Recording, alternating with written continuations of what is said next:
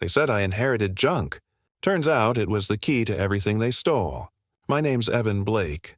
I'm 31, a part-time mechanic, still paying off night school classes, still fixing engines that aren't worth the labor. When my grandfather passed, the lawyer's office smelled like dust and polished wood. My cousins sat in suits that didn't fit right, waiting for their slice of the family pie. The lawyer read the will. My uncle got the antique car collection. My cousins got the beach house in Florida. And me, I got a rusted iron safe.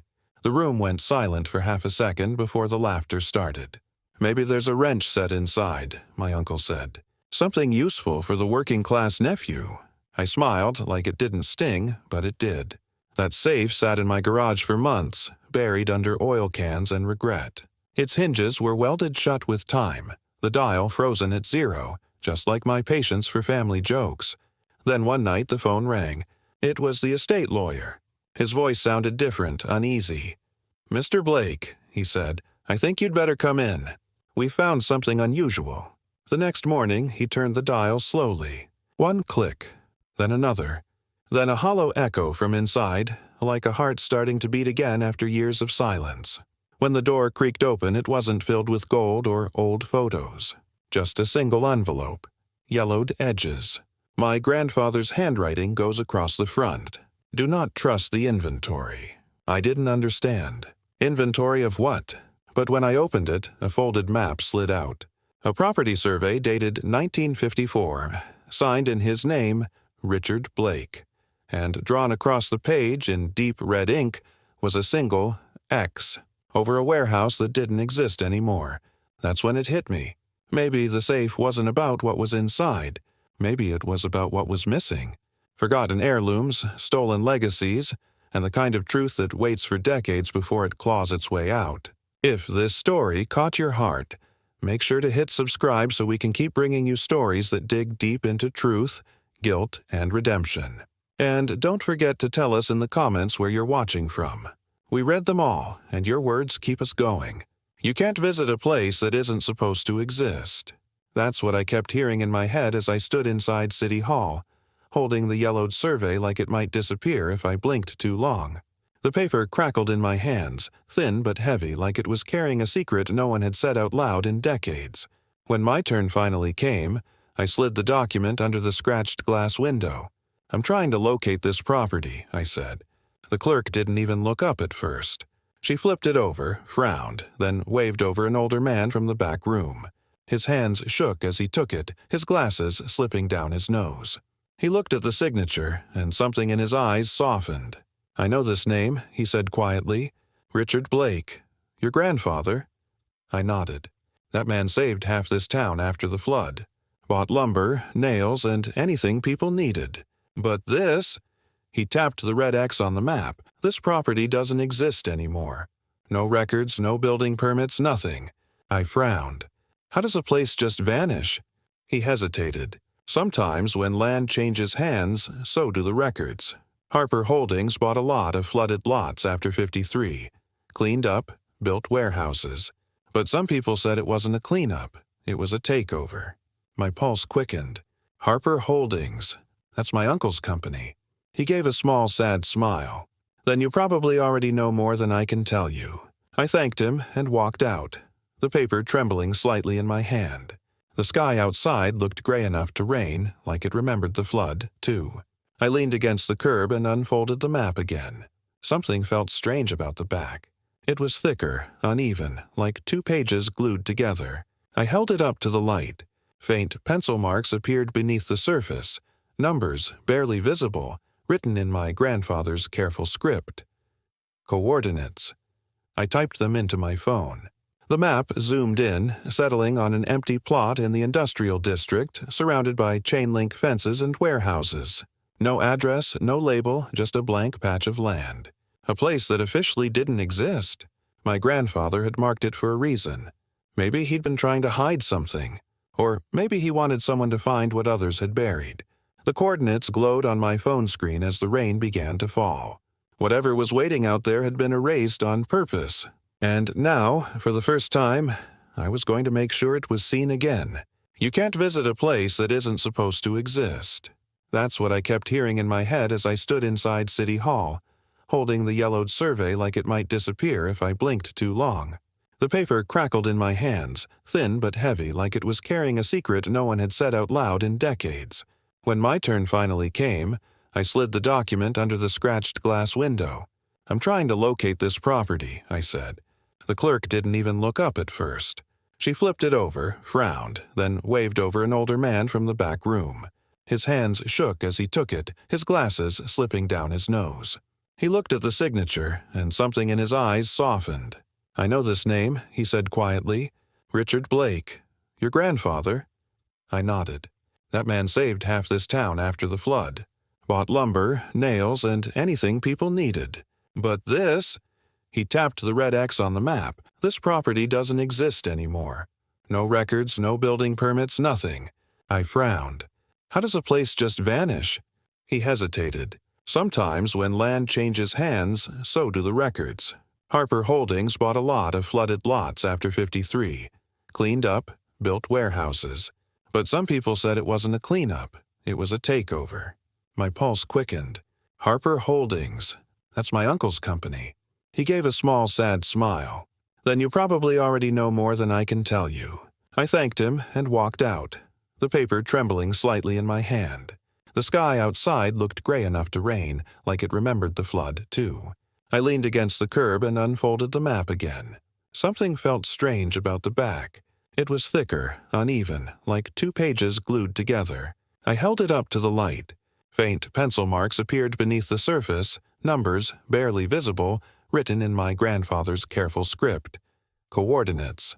I typed them into my phone. The map zoomed in, settling on an empty plot in the industrial district, surrounded by chain-link fences and warehouses. No address, no label, just a blank patch of land. A place that officially didn't exist. My grandfather had marked it for a reason. Maybe he'd been trying to hide something. Or maybe he wanted someone like me to find what others had buried. The coordinates glowed on my phone screen as the rain began to fall. Whatever was waiting out there had been erased on purpose. And now, for the first time, I was going to make sure it was seen again. Ghost buildings still cast shadows. That's what I thought when I reached the coordinates.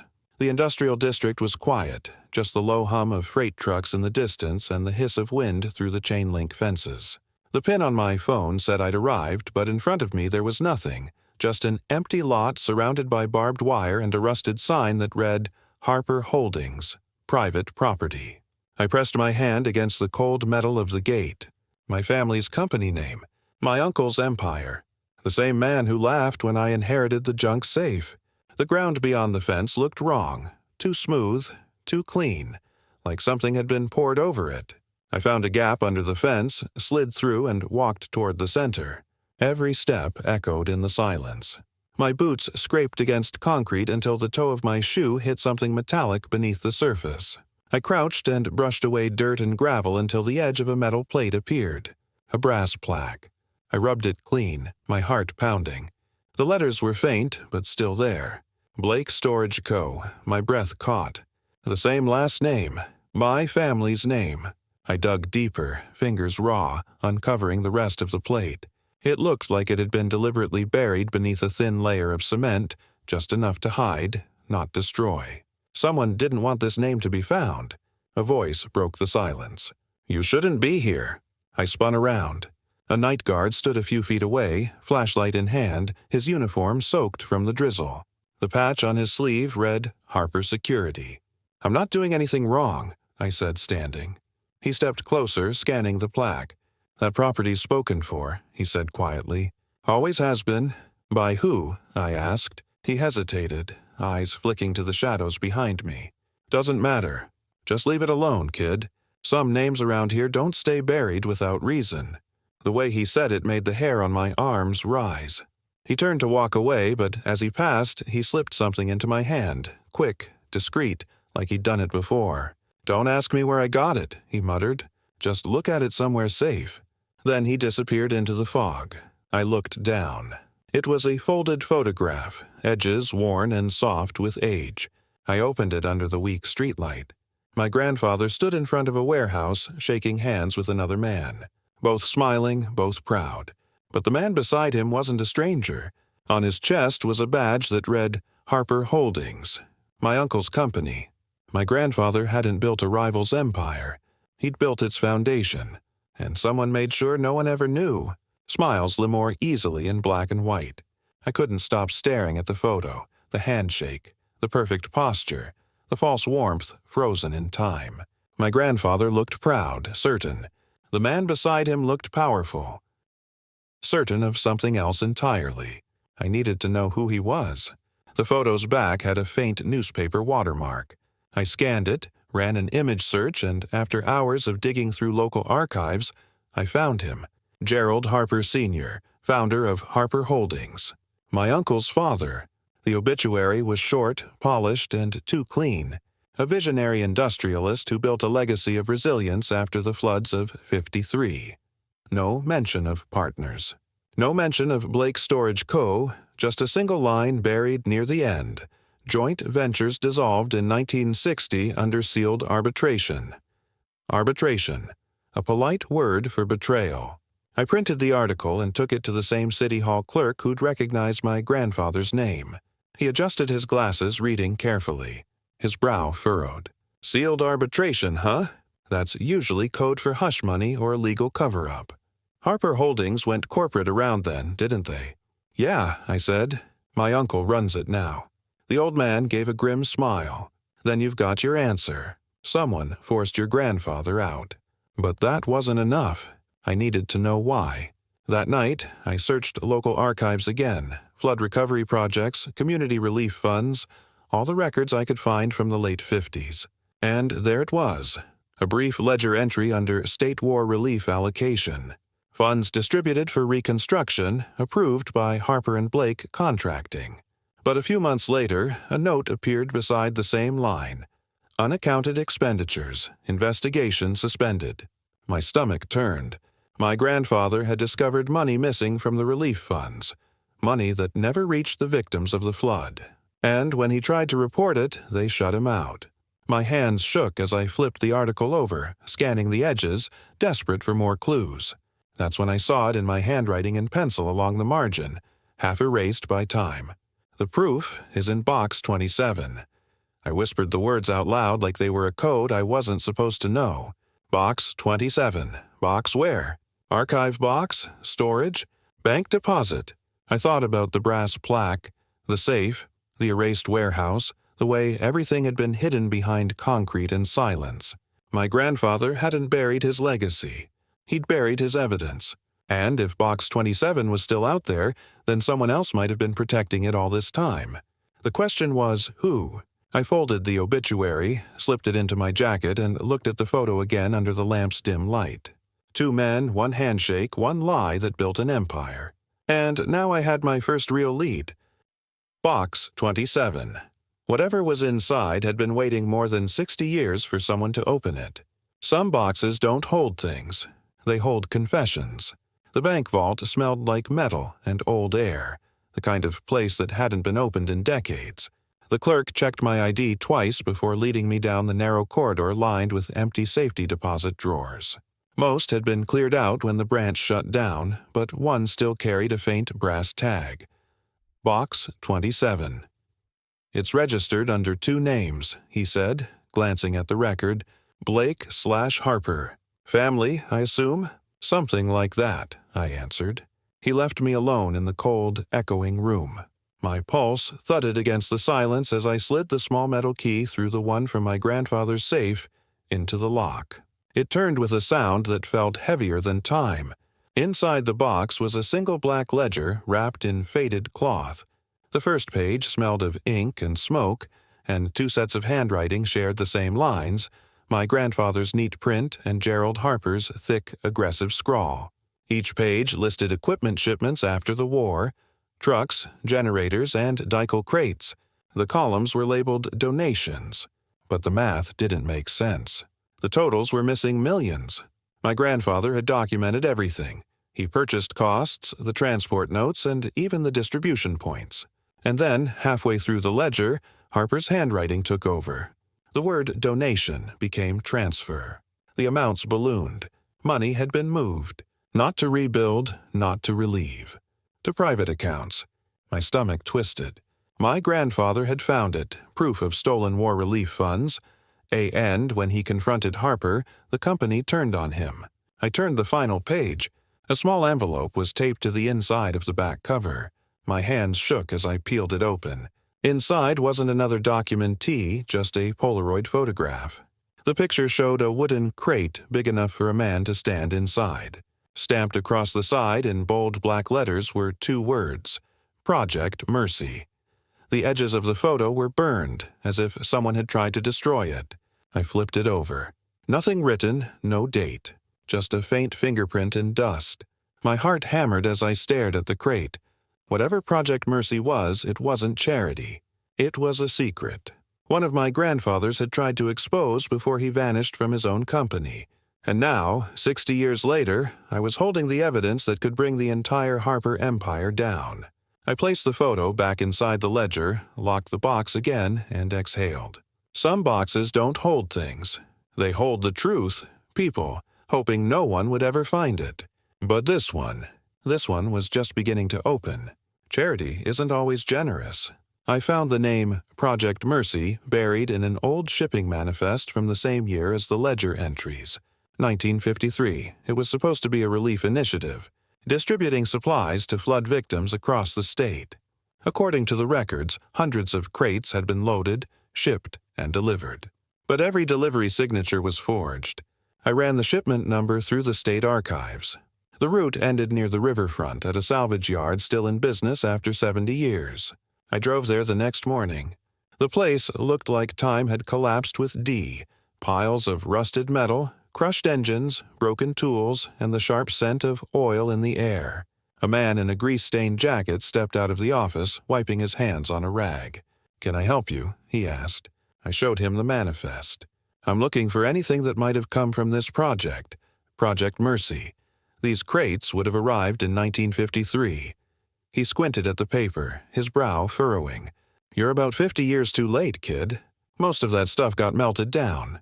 "Most?" I asked. He hesitated, then motioned for me to follow. "There's one piece we never could sell. Weird thing. We figured it was cursed or something."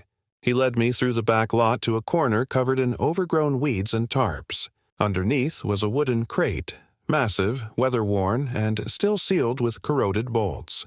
The words Project Mercy were barely visible under the grime. I ran my fingers across the letters, heart pounding. "Have you ever opened it?"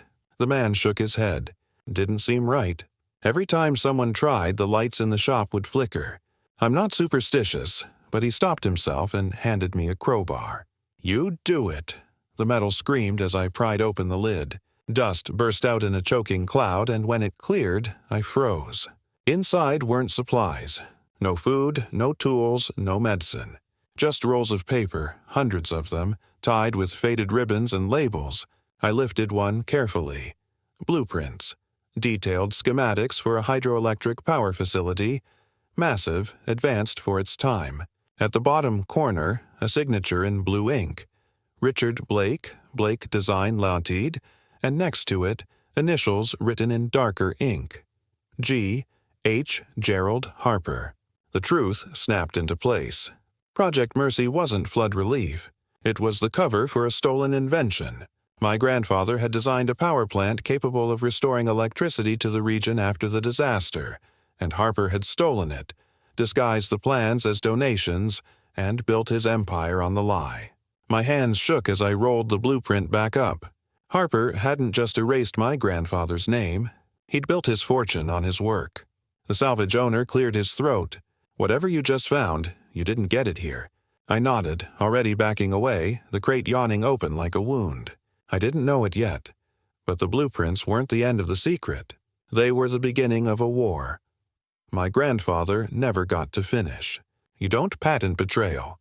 I spread the blueprints across my kitchen table, pages curling like they'd been waiting for air. Every line, every measurement, every calculation carried my grandfather's handwriting. His initials in the corners. His logo, Blake Design Limited, tamped beside engineering notations so precise they could have powered a city. And they had.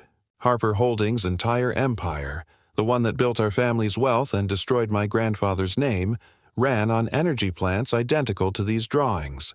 He hadn't just contributed to the design, he was the design. I didn't sleep that night. I read every inch of the blueprints, every technical code, comparing them with modern photos of Harper's flagship facility. The symmetry was undeniable. My phone buzzed the next morning. Unknown number. When I answered, my uncle's voice came through cold as gravel. "Evan, we need to talk." He showed up 20 minutes later, wearing the same expensive calm he always wore when lying. His eyes scanned the blueprints laid out across the table. "Where did you get these?" "From the crate labeled Project Mercy," I said. "The one buried under your company's land." He didn't blink. "You're chasing ghosts. My father helped your grandfather. They worked together." "Worked together?" I pointed at the signatures. "Your father took credit for this. The patents, the contracts, all under Harper Holdings. These blueprints are the proof that they stole everything." He exhaled through his nose, slow and sharp. "You think you're the first one to dig this up? Your grandfather was paid for his silence." He agreed to it. He agreed to nothing. I slammed my hand on the table. "He tried to expose it, and you buried him for it." Something flickered behind his eyes, guilt or memory. "You're wasting your time," he said quietly. "Some truths don't change what's already built." Then he walked out, leaving the door half open like a threat. I sat back down, the papers rustling under the ceiling fan. My pulse still racing, I started rolling the blueprints to store them safely. That's when I felt it, a tiny bump inside one of the tubes. I tipped it over, shaking it gently until something clinked against the wood floor. A small brass key slid out, dull with age. A tag was attached by a thin wire loop, hand-engraved in neat block letters, RS, Safe, 2. I turned it over in my hand, trying to place the initials. R.S. Richard Blake's middle name was Samuel. R.S. Safe 2. The air around me seemed to shift. My grandfather hadn't hidden just blueprints. He'd left a trail. Whatever was inside that second safe was something Harper never found, something he couldn't find. And now, 60 years later, I was holding the key to it. Rust remembers what greed forgets. I turned the brass key in my palm, its teeth catching the light from the garage bulb. The engraving, R.S. Safe 2, felt more deliberate the longer I stared at it. I flipped it over, rubbed off the dust, and that's when I noticed it. A faint emblem pressed into the metal. The same tiny insignia that was stamped on the front of my grandfather's old iron safe. Same brand, same series, but a different serial code. There wasn't just one safe. There were two. I pulled out my laptop and started digging. The manufacturer was an old company, Rutherford Security, defunct since the 70s. Their vaults were used by private contractors, banks, and apparently industrial developers. If there was a second safe, it might not even be in a home. I compared the serial markings online until one entry stopped me cold. Model RS2, commercial-grade vault, government contract issue. Government. That word stuck to my ribs like cold metal. I called the only person who might still have access to the estate's hidden files, the lawyer who'd first opened my grandfather's will. He sounded uneasy when I told him about the key. "Evan, where did you find this?" "In the blueprint tube from the salvage yard," I said. "There's an engraving, the same as the old safe my grandfather left me." Silence. Then a sigh. "Your family's file. It's not fully closed." There was a sealed addendum from Harper Holdings, legal transfer notices from the late 50s. "I'll have to check something." His voice grew quieter, like he was already regretting saying it. "Come by the office in the morning. Bring the key." By the time I arrived, his blinds were drawn. He sat behind a desk cluttered with old ledgers and a steaming mug that had long gone cold. He looked up at me, pale. "I found it," he said. "The addendum. It references a deposit registered under your grandfather's name, Richard Samuel Blake, and one Gerald Harper. Code designation RS2. That's the safe," I said. He nodded slowly. "No, Evan, not safe. A vault. The document says it's classified under the Department of Infrastructure's Historical Records Act. It was converted after the flood contracts.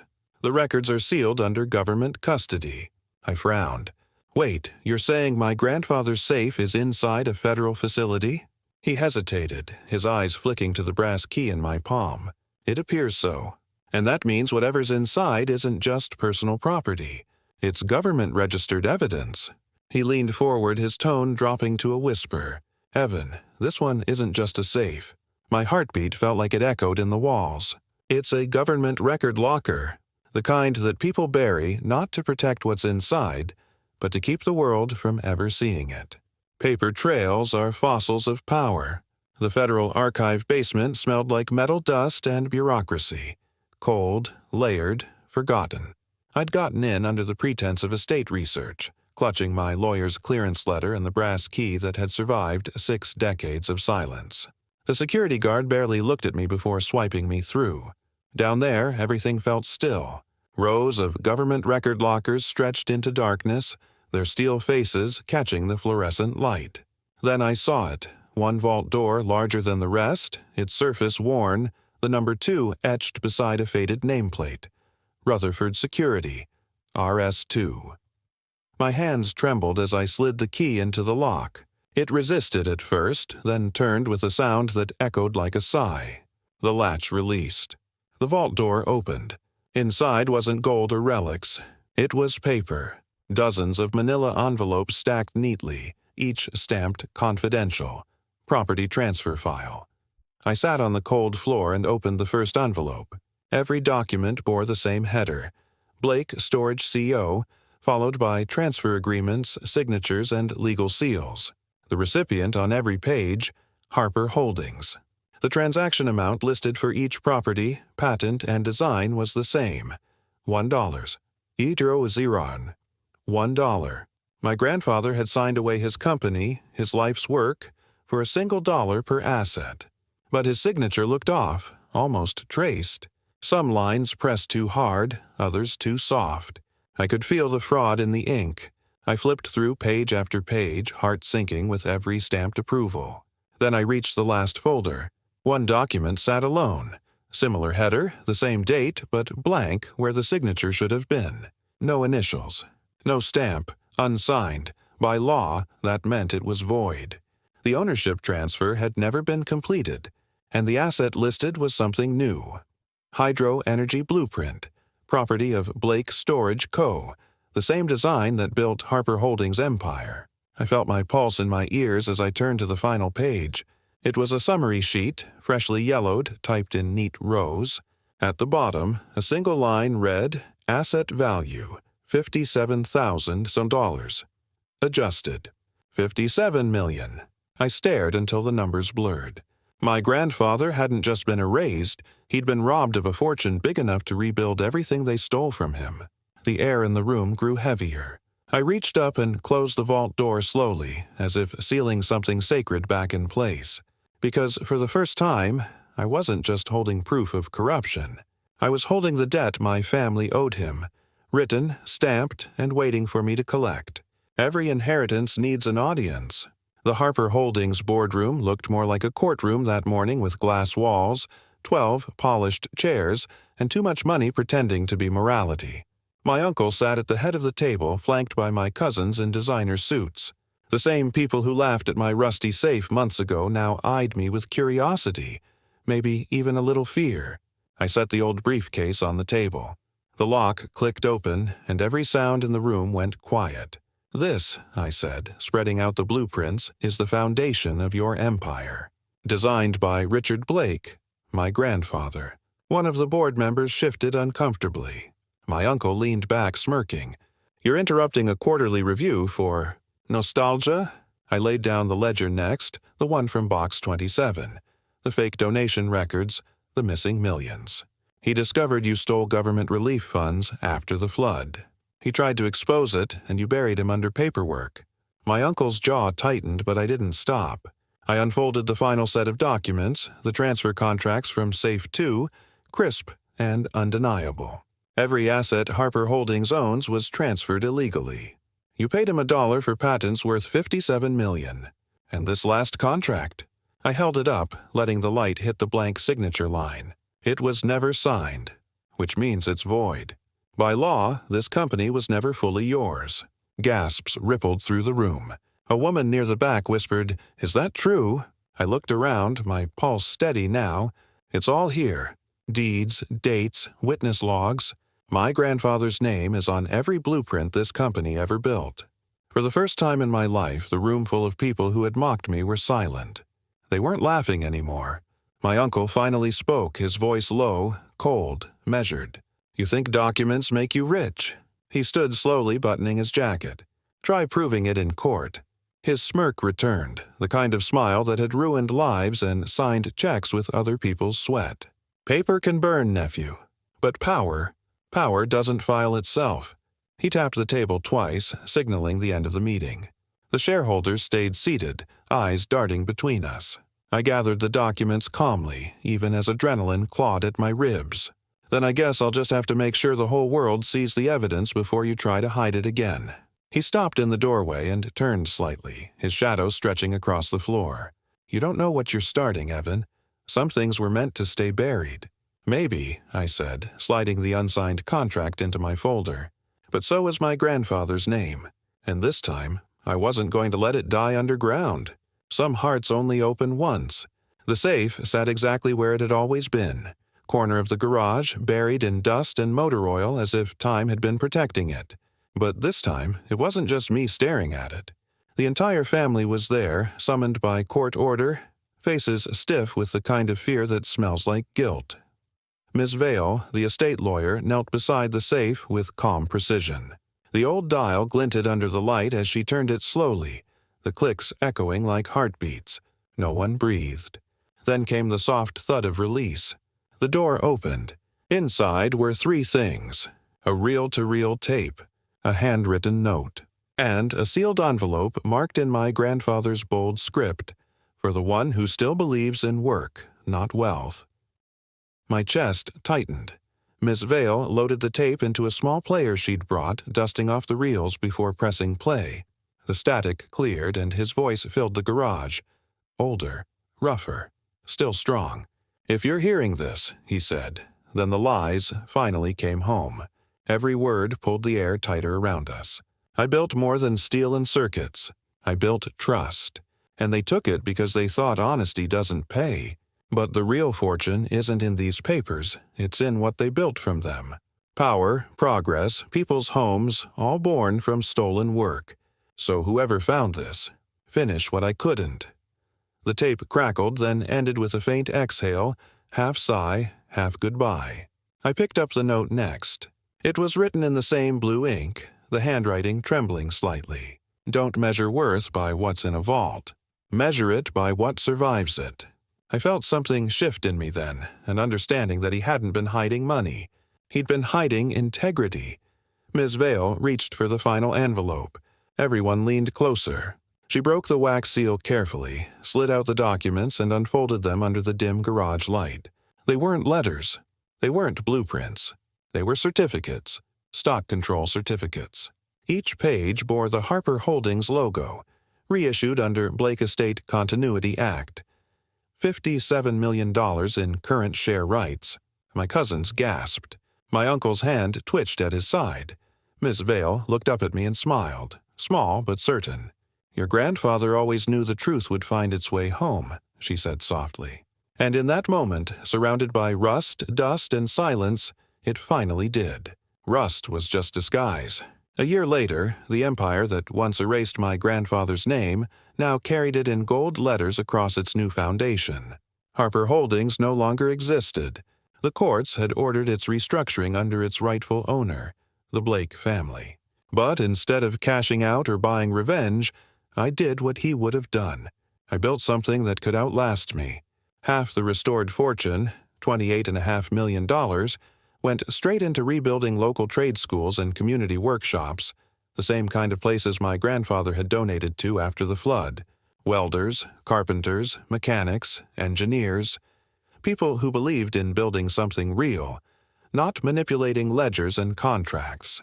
The rest funded the construction rising over the old Harper warehouse lot, now renamed the Blake Institute of Honest Work. Steel beams climbed toward the sky where corruption once hid underground. My cousins resigned quietly and disappeared from the company within weeks. My uncle, cornered by federal investigators, stepped down from the board he'd ruled for decades. He never called again, and honestly, that silence was worth more than any settlement.